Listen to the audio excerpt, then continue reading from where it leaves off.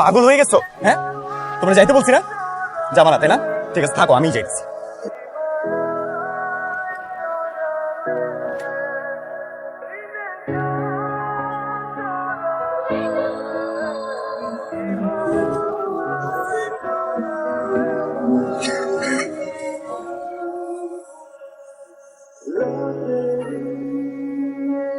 Hello, শোনো আমার কথা। না, আমার শেষ কথা তোমার রাখতে হবে। আমার সাথে দেখা করো শেষবারের মতো। আমি আর কোনো কথা শুনবো না, আসো। কই যাইতেছি একবার এটা তো বলবা।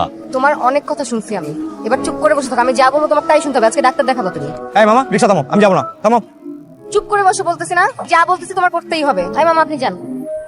কি টাকা পেলা পেয়ে বলতো? চুরি টুরি করো নাই তো? তা ঠিক আছে, হ্যাঁ ডাক্তার দেখা ওইসব বলতেছি।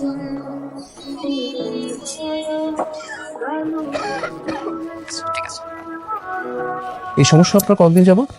6-7 মাস আগে থেকে শুরু হয়েছে। তো তখন মনে হচ্ছিল যে বেশি সিগারেট খাই দেখে হয়তো এরকম হচ্ছে, কিন্তু মাঝখানে সিগারেট খাওয়াও কমাইছিলাম, তাতে কোনো উন্নতি হয় না।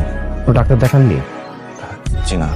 কিছু টেস্ট লিখে দিচ্ছি, টেস্টগুলো করিয়ে নিয়ে তারপর আসুন। সময় কি ব্লাড আসে? জি, সব সময় না, তবে প্রায়ই আসে। প্রায়? ডাক্তার টেস্ট দিছে কতগুলা। ভাইয়া ফোন দিছিল, বুঝছো আমার যাইতে হবে। তুমি তুমি টাকা রাখো, তুমি টেস্ট গুলা করায় ডাক্তার দেখাতে পারো, আমাকে ফোন দিও, ঠিক আছে? সত্যি কথা বলো, তুমি এত টাকা কই পাইছো? তুমি মায়ের কানে দুল বেঁচেছো, তোমাকে আমি না করছি না এটা করতে? দেখো, আমি যাকে ভালোবাসি তার থেকে বড় আমার কাছে কানের দুল না। আমার দেরি হচ্ছে, আমি যাই।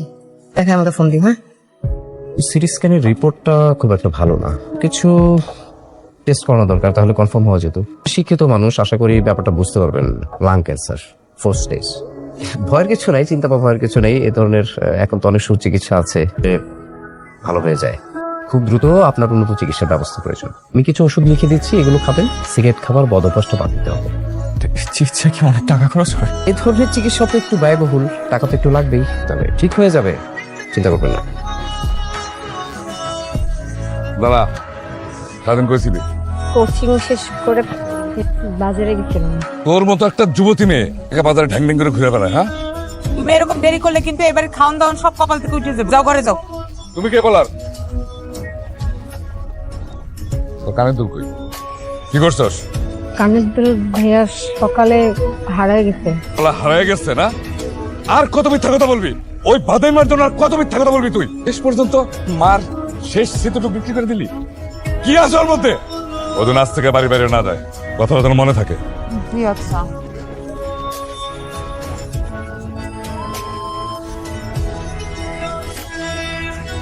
এ দাদা, ছিলি কোথায় সারাদিন? তুই তো জানিস তোর একমাত্র ছোট বোন, তার সম্বন্ধ ঠিক হইতেছে, ওই দেখতে আসবে, আর তুই সারাদিন টই টই করে বসছিস। কেমন ভাই তুই? তোর কোনো দায়িত্ব জ্ঞান নাই? আমি বাপ হয়ে আমি চিন্তার মধ্যে আছি, কিভাবে আমার এই মেয়ের বিয়ে দেব, টাকা পয়সা লাগবে, কোথা থেকে জোগাড় করবো। তুই তো অপর মাঠে, তো কোনো রকমেরই সাহায্য কার্য করতে পারবি। আমি তোর লেখাপড়া শিখে তুই মানুষ, তোমার ছেলে কান্দে আবার। এই রং করিস না, তুই একটা অপর মাঠ দেখি, বোনের প্রতি তো একটা দায়িত্ব বোধ থাকেনি। কেমন ভাই ছি, এরকম ভাই, এরকম ছেলে আমার।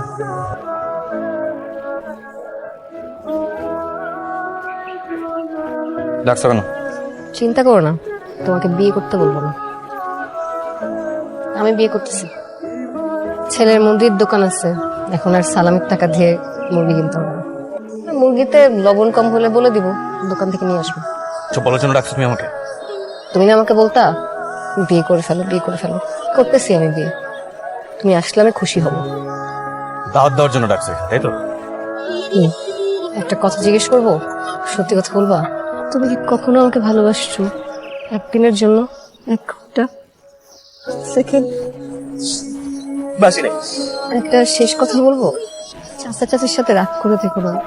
সিগারেটটা খাওয়া কমাই দিও, ওষুধ ঠিক মতো খেও, ডাক্তারটা দেখাও। এই জন্য তুমি আমার হইল না, এর জন্য আমারই হয়েও।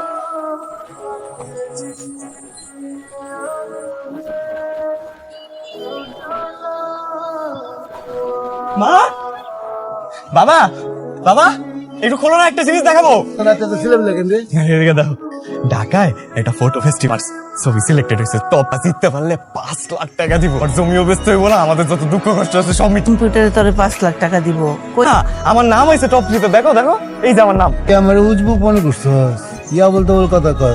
আরো বড় বড় পুরস্কার আছে, এটা তো ছোট ফেস্টিভ্যাল, আর অনেক বড় বড় ফেস্টিভ্যাল আছে। যা ঘুমাইতে যা, আমার কথা বিশ্বাস করতেছ না কেন? তো ঘুমাইতে তো যা যা।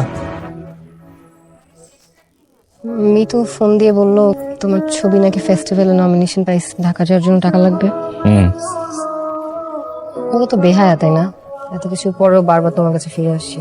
তোমার জন্য অনেক দোয়া, আমার জীবন সুন্দর হোক।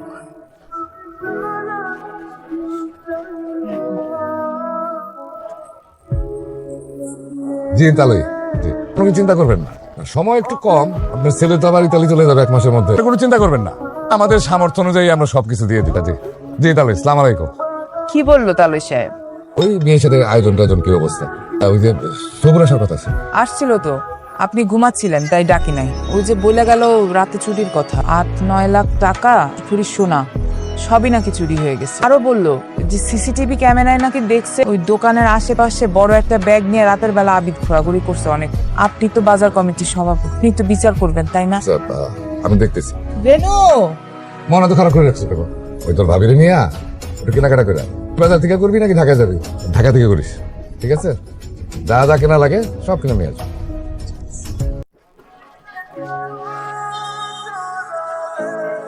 মা, বাবা, সবসময় কইতা না আমার দিয়া জীবনে কিচ্ছু হইব না। আমার প্রথম উপার্জনের টাকা, বাবা নাও। টাকা পেলি কোথায়? আরে সেদিন তোমাদেরকে দেখাইলাম না আমি যে নমিনেশন পাইছি, তোমাদের কেউ পাত্তা দিলা না, একদম পুরস্কার পাইছি বাবা। এটা পুরস্কারের টাকা। এত টাকা তুই কই পেলি? পুরস্কারের টাকা বাবা। তুই টাকা চুরি করছিস? চুরি করছি মানে কি বলতেছো বাবা? এটা প্রেডিকশন জিতা পাইছি, এটা কোথায় ছিলি? ঢাকায় ছিলাম। আর কুদ্দুসের দোকানে যে চুরি হয়েছে, এই চুরি কি তুই করছিস? বা কি কইতেছ? আমি চুরি করবো কেন বাবা? তুই কোনো মার্ডার টার্ডার করিস না তো? তুমি কি মাথাটা খারাপ হয়ে গেছে? পাগল হয়ে গেছো তুমি? এটা আমার কষ্টের উপার্জনের টাকা। এই গুইয়া গুইয়া ছবি তুইলা কম্পিটিশনে দিয়ে আমি জয় টাকা পাইছি। তুই এখনো মিথ্যা কথা বলতেছিস? দাও না বাবারে। তোর মা আমাকে কি বুঝাবে রে? মারছিল বাবা ছাড়ো, আমি চুরি করি নাই বাবা। কি করতেছো তুমি?